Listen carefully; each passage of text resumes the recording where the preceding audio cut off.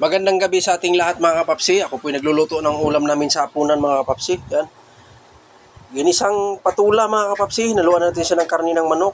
Siyempre pag may gulay, kailangan may partner din. Adobong manok din mga kapapsi. Umili na kami ng kalahating kilos palengke. Hinati-hati na lang namin mga kapapsi. Yan, ihalo yung kalahati sa gulay. Yung kalahati naman adobo para sa aking mga anak. Dahil magano kumakain ng gulay sila. Tsaka yung kanin ko mga kapapsi, nilagay ko na dyan sa plato. Pati gulay, ulam, pinatong ko na diretso. Kasi alam naman ninyo siguro nga pag ako lang kakain talaga kakamay kasi masarap kumain ng nakakamay lalo na pag medyo gutom ka na. Yan, parang hinahabol ka. Talagang malaki ang subo na talaga. Yan, napakasimpleng ulam lang yan mga kapapsi. Para sa akin ay napakasarap na yan mga kapapsi. Yan, adobong manok. Yan, pakpak po yung una kong kinagat mga kapapsi. Yan, medyo natatakam tayo sa kakain ng adobo. Yan, medyo matagal-tagal na rin tayo hindi nakapagluto. Nakarang linggo pa yun, nakapagluto ako ng adobong manok din. Yan po mga kapapsi. Yan, pakasimpleng ulam lang. Sabayan niya ako, kain tayo. Yan. Yan mo yung mga subo ni kapapsi. Talagang pasimple lang pero malaki hanganga na. Dahil hindi nagpapalata, gutom na talaga. Yan.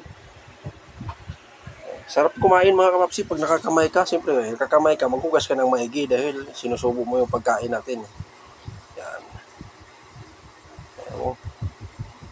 Pag kukutsara-kutsara ka pa, ay lalo kang matagalan. Maganda yung ganyang subo ba? Pang mukbang style, you know?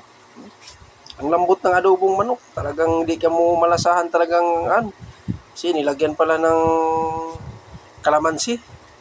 Kalamansi po yung ginawa niyang suka. Tsaka konting tuyo, ayan. So, may gulay din tayo. Ganda yung manok na pag mag-adobo kayo tapos kalamansi, mabango.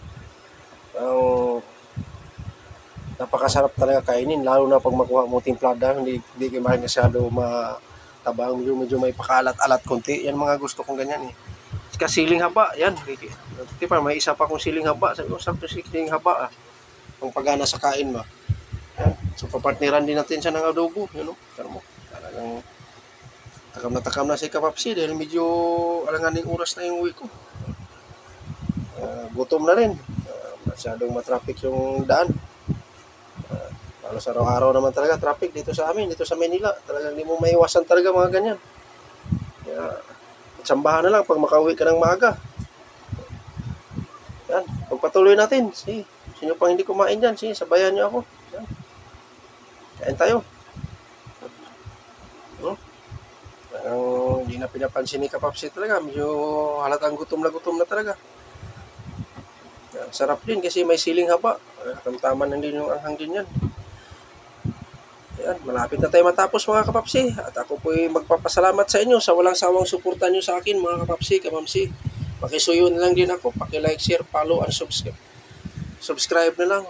Hanggang dito na lang ako. Bye-bye.